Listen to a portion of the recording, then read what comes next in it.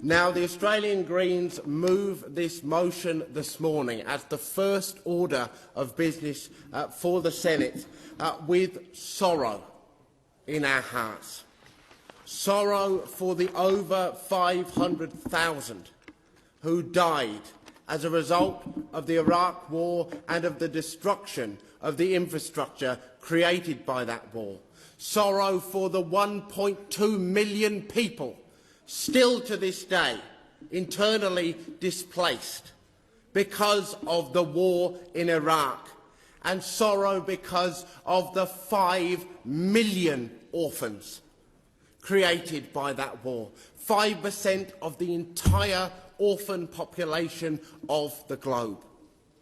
We move this motion today in solidarity with the 92% of Australians who gathered together, hundreds of thousands across the country, in cities, marching to oppose the Iraq War, because they knew that the community was being lied to. They knew that they were being presented with false intelligence. They knew they were being marched to war by men who wished to see other people's children placed in harm's way to suit their political ends.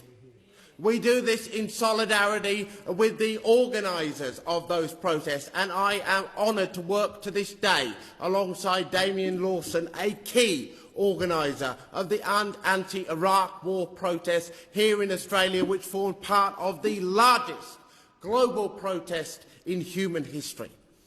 And we do so this morning with a renewed sense of determination, a commitment from every single Green in the Senate, every single Green in the House of Representatives, every single Green in the state parliaments and the local governments of this country, in opposition to ever again being led into an illegal, immoral and unjust war at the reckless hands of the United States of America. We do this in the full knowledge that the Australian people at the time and to this day knew full well that we should not go to Iraq, that it would be a humanitarian and foreign policy disaster. They knew it, they protested, and the Prime Minister ignored them point blank, because there is no requirement in this country to seek a vote of the Parliament before the deployment of ADF personnel. ADF personnel are asked to go into harm's way in this nation, in Iraq, in Afghanistan, and yet not a single member of the government or opposition was required to vote before that occurred. Shame on this chamber for, to this day, opposing this reform that is supported by 86% of the Australian people. Shame. And finally, in closing, let me say this.